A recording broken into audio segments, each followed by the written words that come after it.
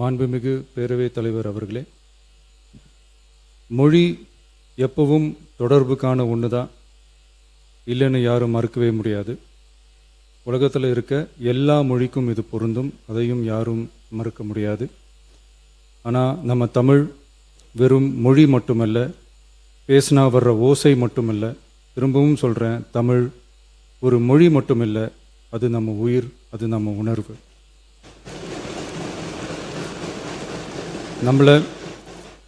நம்மளை பெற்ற தாயை அம்மானு சொல்கிறப்பெல்லாம் பாசமும் சொந்தமும் நம்மளை அறியாமலே உயிரா உறவா உணர்வா தானா உள்ளுக்குள்ளே தோணும்ல.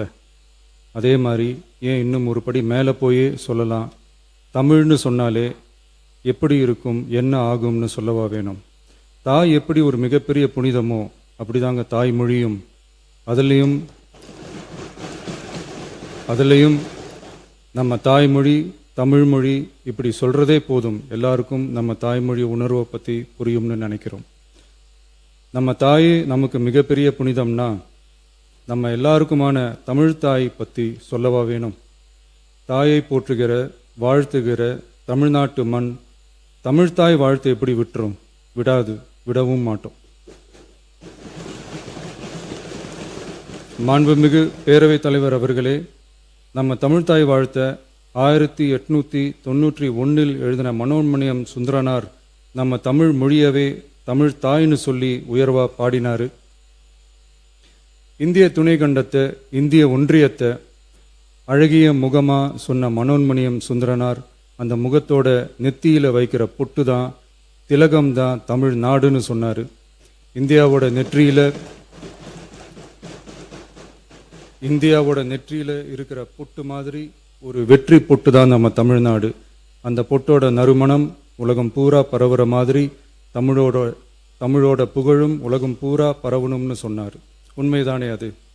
இன்னைக்கு தமிழ் பேசுகிற மக்கள் இல்லாத நாடுகளே ரொம்ப குறைவு தானே.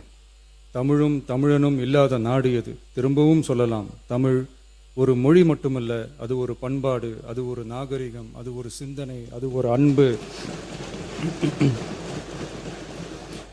தமிழ்னா விருந்தோம்பல், சுருக்கமாக சொன்னால் தமிழ்னா கெத்து, தமிழ்னா பவர். அந்த தமிழோட புகழ சொல்கிற தமிழ்தாய் வாழ்த்தில் அனைத்து உலகமும் இன்பமுறன்னு சொல்லி உலகத்தையே நம்ம தமிழ் உயர்த்தி பிடிக்குதே தவிர எந்த மொழியையும் எந்த மதத்தையும் எந்த இனத்தையும் எந்த ஒரு தனி மனுஷனை கூட தாழ்த்தி பேசலை, யாரையும் கொஞ்சம் கூட காயப்படுத்தலை. மாண்புமிகு பேரவைத் தலைவர் அவர்களே, நம்ம ஒவ்வொருத்தருக்கும் தனித்தனியாக ஒரு பேர் இருக்கும். ஒரு கூட்டத்தில் நம்ம பேரை சொல்லி யாரும் கூப்பிட்டா நாம் ஒருத்தர் மட்டும்தான் திரும்பி பார்ப்போம். ஆனால் தமிழ்னு சொன்னால் ஒட்டு மொத்தமாக நாம் எல்லாருமே திரும்பி பார்ப்போம்ல. அப்படி நம்ம எல்லாருக்கும் இருக்கிற பொது பேரு தானே அது. நமக்கு தமிழ்னு அடையாளத்தை கொடுத்ததே தமிழ் தானே. ஒரு பேரே, ஒரு சொல்லே, ஒரு மிகப்பெரிய வரலாறுனா அது நம்ம தமிழ் தான். அந்த தமிழை உயர்த்தி பிடிக்கிற தமிழை பின்னாடி தள்ளினா தமிழ்நாடு எப்படி பொறுத்திருக்கும்? ஒரு கட்சிக்கு பிரச்சனைனா சம்பந்தப்பட்ட அந்த கட்சி மட்டும்தான் போராடும். ஆனால் தமிழ்னு சொன்னால் ஒட்டுமொத்த தமிழ்நாடும் ஒன்றா வந்து நிற்கும். அதனால தான் சொல்கிறோம், தமிழ்னா உயிர், தமிழ்னா உணர்வு. உலகத்தில் தோன்றிய பல மொழிகள் காலப்போக்கில் மறைஞ்சு போய் இருக்குன்னு சொல்லுவாங்க. ஆனால் நம்ம தமிழ் காலகாலமாக நிலைச்சி நீடிச்சு நிற்கிற ஒன்று. தமிழில் என்ன இல்லைங்க, இலக்கணம் இலக்கியம்னு பல ஆயிரம் வருஷமாக இருக்கிறது நம்ம தாய்மொழிக்குத்தானே. தொல்காப்பியம், சங்க இலக்கியம், ஏன் உலகம் முழுக்க தெரிஞ்ச திருக்குறள் ஒன்று போதாதா தமிழோட பெருமையை சொல்கிறதுக்கு? இவ்வளவு பெருமை கொண்ட தமிழ் மொழியோட ஒரு அடையாளம் தான் நம்ம தமிழ்தாய் வாழ்த்து.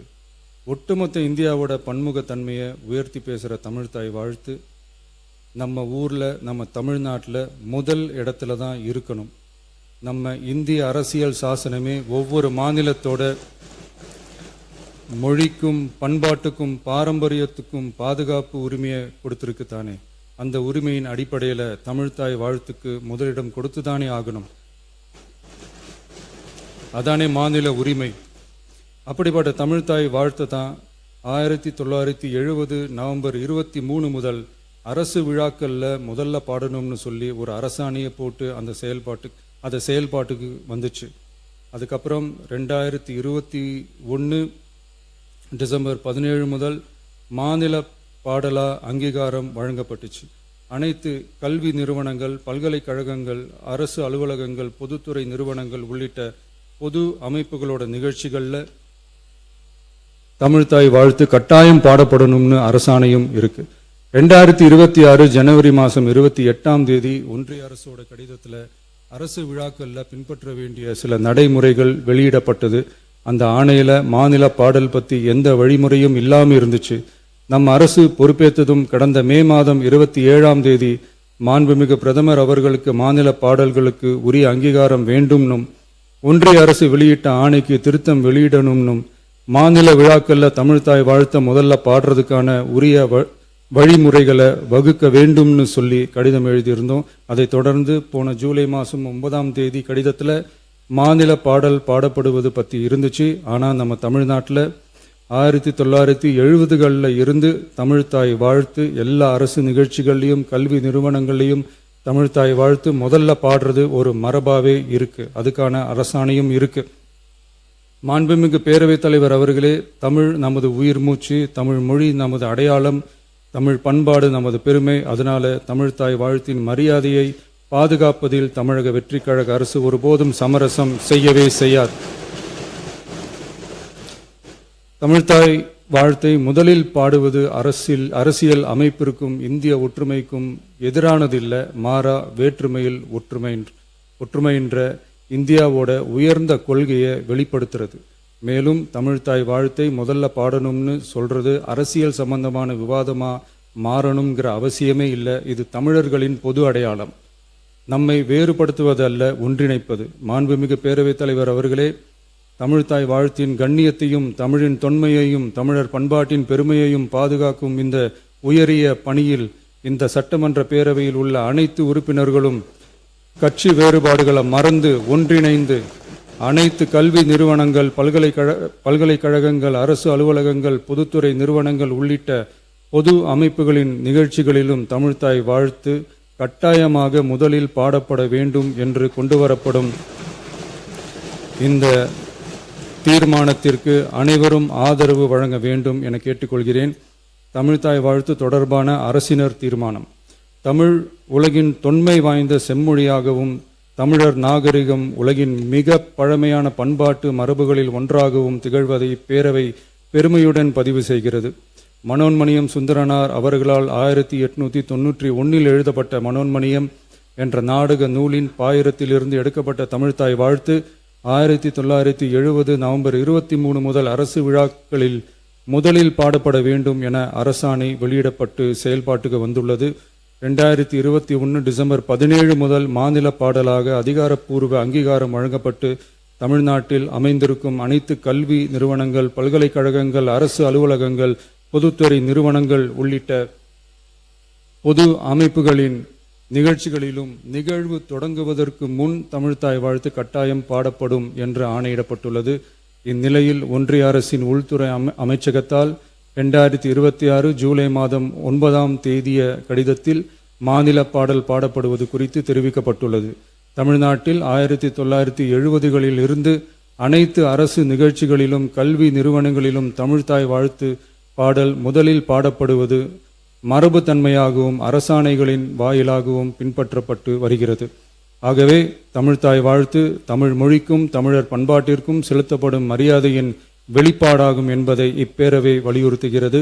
இந்திய அரசியலமைப்பு வழங்கியுள்ள மொழி மற்றும் பண்பாட்டு உரிமைகளின் அடிப்படையில் தமிழ்நாட்டின் பண்பாட்டு அடையாளத்தை நிலைநிறுத்தும் வகையில் தமிழ்நாட்டில் அமைந்திருக்கும் அனைத்து கல்வி நிறுவனங்கள், பல்கலைக்கழகங்கள், அரசு அலுவலகங்கள், பொதுத்துறை நிறுவனங்கள் உள்ளிட்ட பொது அமைப்புகளின் நிகழ்ச்சிகளிலும் நிகழ்வு தொடங்குவதற்கு முன் தமிழ்தாய் வாழ்த்து கட்டாயம் முதலில் பாடப்பட வேண்டும் என தமிழ்நாடு சட்டமன்ற பேரவை ஏகமனதாக தீர்மானிக்கிறது என்ற தீர்மானத்தை நான் முன்மொழிகிறேன். அனைத்து கட்சிகளை சார்ந்த உறுப்பினர்களும் இந்த தீர்மானத்தை ஒருமனதாக நிறைவேற்றி தர வேண்டுகிறேன். நன்றி, வணக்கம்.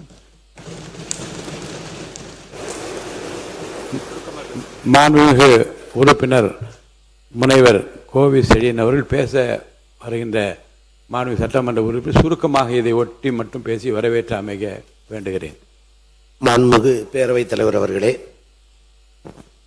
வெண்டாடி வேந்தர் தந்தை பெரியாரை வணங்குகிறேன். காஞ்சியின் மன்னன் கடமைக்கண்ணியின் கட்டுப்பாட்டை கற்றுத்தந்த பேராசான் அறிஞர் அண்ணாவை வணங்குகிறேன். என்னை கடலில் தூக்கி எறிந்தாலும் நான் கட்டுமரமாக வதைப்பேன், நீங்கள் சவாரி செய்யலாம் என்று தியாக உள்ளத்தோடு வாழ்ந்த முத்தமிழறிஞர் மூதறிஞர் டாக்டர் கலைஞர் அவர்களை வணங்குகிறேன். எங்கள் இயக்கத்தின் தலைவர் ஓய்வறியா உழைப்பாளி அண்ணன் தளபதி மு.க. ஸ்டாலின் அவர்களை வணங்குகிறேன். எங்களை இயக்குகிற தலைவர் எதிர்க்கட்சி தலைவர் எங்கள் ஆருயிர் அண்ணன் உதயநிதி ஸ்டாலின் அவர்களை வணங்குகிறேன். மாண்புமிகு பேரவைத் தலைவர் அவர்களுக்கும் முதலமைச்சர் அவர்களுக்கும் அமைச்சர் பெருமக்களுக்கும் முன்வரிசை தலைவர்களுக்கும் அனைத்து சட்டமன்ற உறுப்பினர்களுக்கும் என்னை 2011, 16, 21, 26 4 முறை திருவிடைமருதூர் தொகுதியிலிருந்து தேர்வு செய்து அனுப்பிய எனது தொகுதி மக்களுக்கும் மனமார்ந்த நன்றியை சொல்லி, பேரவைத் தலைவர் அவர்களே, முதலமைச்சர் அவர்களால் கொண்டு வரப்பட்டிருக்கிற தமிழ்தாய் வாழ்த்து பாடல் குறித்த தனி தீர்மானத்தை திராவிட முன்னேற்ற கழகத்தின் சார்பில் நான் வழிமொழிகிறேன், ஆதரிக்கிறேன். இந்த சொற்றொடரை நான் பயன்படுத்துவதற்கு காரணமாக இருந்த எங்கள் ஆருயிர் அண்ணன் கழகத்தின் தலைவர் தளபதி அவர்களுக்கும் வாய்ப்பினை வழங்கிய எதிர்க்கட்சி தலைவர் ஆருயிர் அண்ணன் உதயநிதி ஸ்டாலின் அவர்களுக்கும் சட்டப்பேரவை துணைத் தலைவர் மற்றும் கொறடா அவர்களுக்கும் திராவிட முன்னேற்ற கழகத்தின் சார்பில் நன்றியை தெரிவித்துக் கொள்கிறேன். மனோன்மணியம் சுந்தரனார் எழுதிய தமிழ்தாய் வாழ்த்து பாடல் 1891 தாயிரம் என்ற பாடலில் எழுதப்பட்ட வரிகள். அருமையான சொற்றொடர்கள். இன்றும் இளமை குறையாத மொழி தமிழ் மொழி என்பதை நிரூபித்த பாடல். இப்பாடல் 1970 முதலமைச்சர் தந்திருக்கிற தனி தீர்மானத்தின்படி 11/3/1970 தமிழ்தாய் வாழ்த்து பாடல் அரசு நிறுவனங்களில், பள்ளிகளில், கல்லூரிகளில், பொது நிறுவனங்களில், பல்கலைக்கழகங்களில் பாடிட வேண்டும் என்று அந்த பாடலை முதலில் அரசாணை வெளியிட்டு இதுதான் தமிழ்தாய் வாழ்த்து பாடல் என்று பாட வைத்த தலைவர் முத்தமிழறிஞர் அன்பு தலைவர் டாக்டர் கலைஞர் அவர்கள். தமிழ் மொழிக்கென்று சில சிறப்புகள் உண்டு. தாயை படித்தவனை யார் தடித்தாலும் விடேன், தமிழை படித்தவனை தாய் தடுத்தாலும் விடேன் என்று வீர பெருமை பேசுகிற தமிழர்களாகிய நாம் இன்னைக்கு தமிழ்தாய் வாழ்த்து பாடலுக்கு 3ஆம் இடம் என்று சொல்லுகிற பொழுதுதான் மிகுந்த அவமானத்துக்குரியவர்களாக மாறினோம். தமிழ்நாடு முதலமைச்சர் அவர்களால் கொண்டு வரப்பட்ட தமிழ்தாய் வாழ்த்து அரசாணையை பலமுறை பாடப்பட்ட பொழுது கவனக்குறைவாக இருப்பது, அலட்சியப்படுத்துவது என்ற நிலை இருந்தது. யார் அலட்சியப்படுத்தினார் என்று சொற்றொடருக்குள் போக விரும்பவில்லை. இதை அறிந்த முன்னாள் முதலமைச்சர் எங்கள் கழகத்தின் தலைவர் ஆருயிர் அண்ணன் தளபதி அவர்கள் முதலமைச்சர் வடித்திட்ட அந்த தனி தீர்மானத்தில் குறிப்பிடப்பட்டுள்ள தேதியின்படி 2021 டிசம்பர் 12 கட்டாயம் தமிழ்தாய் வாழ்த்து பாடல் பாட வேண்டும் என்று அரசாணை வெளியிட்டு அதை நிலைநிறுத்திய பெருமையும் திராவிட முன்னேற்ற கழகத்தை சாரும். அது மட்டுமின்றி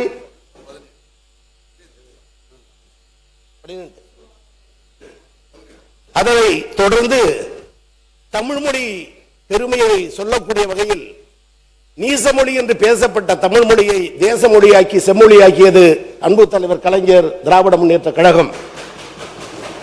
உலகத்தமிழ் மாநாட்டை நடத்தி உலகிற்கு தமிழின் பெருமையை சொன்னது அன்பு தலைவர் கலைஞர் திராவிட முன்னேற்ற கழகம். சென்னையில் செம்மொழி தமிழாய்வு நிறுவனத்தை கொண்டு வந்து தமிழ் மொழி சிறக்க அரிய பல பணிகளை செய்தது திராவிட முன்னேற்ற கழகம். கரந்தையில் பாடப்பட்ட அந்த தமிழ்ச்சங்க பாடல் இன்றைக்கு மனோன்மணியம் சுந்தரனார் பல்கலைக்கழகத்தில் வெந்த புண்ணில் வேல் என்பதை போல எந்த பாடலை இந்த உலகுக்கு யாத்து தந்தாரோ அந்த பல்கலைக்கழகத்தில் தாய்மொழியின் அடையாளமாக இருக்கிற தமிழ்தாய் வாழ்த்து பாடல் 3ஆம் இடம் தள்ளப்பட்ட வேதனை அனைத்து கட்சிகளும் கண்டித்த நிலையில் எங்கள் கழகத்தின் தலைவர் கடுமையான முறையில் கண்டித்தார், எதிர்த்தார். அதற்கும் ஒரு செயல் வடிவம் கொடுக்கக்கூடிய வகையில் தான் இன்றைக்கு தனி தீர்மானத்தை நாம் கொண்டு வந்திருக்கிறோம் என்பது இந்த சட்டப்பேரவை என்றைக்கும் நினைத்து பார்க்கும். எனவே இந்த நேரத்தில் திராவிட முன்னேற்ற கழகத்தின் சார்பில் ஆதரிக்கிற இந்த நேரத்தில் தமிழ்நாடு என்று பெயர் மாற்றம் தந்தது அண்ணா திராவிட முன்னேற்ற கழகம். தமிழ்தாய் வாழ்த்து பாடலை கொண்டு வந்தது கலைஞர் திராவிட முன்னேற்ற கழகம். அதை சட்டப்படி கொண்டு வர வேண்டும் என்று ஆணை பிறப்பித்தது தளபதி மு.க. ஸ்டாலின் திராவிட முன்னேற்ற கழகம். அதை தொடர் ஓட்டமாக எடுத்துச் சென்று அதை கட்டி காக்கின்ற பெருமை எங்கள் எதிர்க்கட்சி தலைவர் அண்ணன் உதயநிதி ஸ்டாலின் திராவிட முன்னேற்ற கழகம். இவ்வளவும் சிறப்புகளை தமிழ் மொழிக்கும் தமிழ்தாய் வாழ்த்து பாடலுக்கும் திராவிட முன்னேற்ற கழகத்தின் சார்பில் ஆதரிக்கிறோம். ஆனால் அடிக்கடி மாறப்படுகிற இந்த சூழலை மாற்றிட மாண்பு முதலமைச்சரும் இந்த அவையும் பேரவை தலைவரும் அதை சட்டமாக்கி தந்தால் எவரும் இந்த தவறுக்கு துணை போக மாட்டார்கள். அதற்கு நிலையான உறுதியான இரும்புத்தன்மையான அதிகாரம் கிடைக்கும் என்ற நிலையில் ஆதரிக்கிற அதே நேரத்தில் சட்டவடிவமாக்கி தாருங்கள் என்ற வேண்டுகோளை வைத்து திராவிட முன்னேற்ற கழகத்தின் சார்பில் வரவேற்று அமர்கிறேன். வணக்கம். மாண்புமிகு முன்னாள் முதலமைச்சர் திரு எடப்பாடி கே பழனிசாமி அவர்கள். மாண்புமிகு பேரவைத் தலைவர்களே, தமிழ் தாய் வாழ்வு குறித்து அரசின் தனி தீர்மானத்தை மாண்பு முதலமைச்சர் அவர்கள் இங்கே முன்மொழிந்திருக்கின்றார்கள். அது குறித்து அனைத்து இந்திய அண்ணா திராவிட முன்னேற்ற கழகத்தின் சார்பாக எனது கருத்தை தெரிவிக்கின்றேன். தமிழ் மொழியின் பெருமையும் தமிழர்களின் பண்பாட்டு அடையாளத்தையும் நிலைநிறுத்தும் வகையில் தமிழ்நாட்டில் உள்ள கல்வி நிறுவனங்கள், பல்கலைக்கழகங்கள், அரசு அலுவலகங்கள், பொதுத்துறை நிறுவனங்கள் உள்ளிட்ட பொது அமைப்புகளின் நிகழ்ச்சிகள் தொடங்குவதற்கு முன்பு தமிழ்தாய் வாழ்த்து கட்டாயமாக முதலில் பாடப்படும் என்பது உலகெங்கும் வாழும் தமிழர்கள் அனைவரையும் உணர்வாகும். தமிழ்தாய் வாழ்த்து வெறும் பாடல் அல்ல, தமிழ் மொழியின் தொன்மை மொழி. அது நமது மொழியின் பெருமை, நமது பண்பாட்டின் அடையாளம். உலகெங்கும் வாழும் தமிழர்களின் உணர்வு ஒன்றிணைக்கும் தமிழன்னைக்கு மரியாதை. தமிழ் மொழியின் வளர்ச்சிக்கும் தமிழர்களின் பண்பாட்டு அடையாளத்தை பாதுகாப்பதற்கும் எங்கள் இயக்கம் தொடர்ந்து வரலாற்று சிறப்புமிக்க பங்களிப்பை செய்துள்ளது. 1968ஆம் ஆண்டு சென்னையில் 2வது உலக தமிழ் மாநாட்டை அண்ணா அவர்கள் நடத்தினார்கள். 1981ஆம் ஆண்டு மதுரையில் 5வது உலக தமிழ் மாநாட்டை பொன்மனச்செம்மல் புரட்சித் தலைவர் எம்ஜிஆர் அவர்கள் நடத்தினார்கள். 1995ஆம் ஆண்டு தஞ்சாவூரில் 8வது உலக தமிழ் மாநாட்டை இதே புரட்சித் தலைவர் அம்மா அவர்கள் நடத்தினார்கள். தமிழின் பெருமையை உலக அரங்கிற்கு எடுத்துச் சென்றார்கள். இம்மாநாடுகள் தமிழ் மொழி குறித்து உலகளாவிய ஆய்வுகள் வளர்வதற்கு பெரும் பங்களிப்பை செய்தன.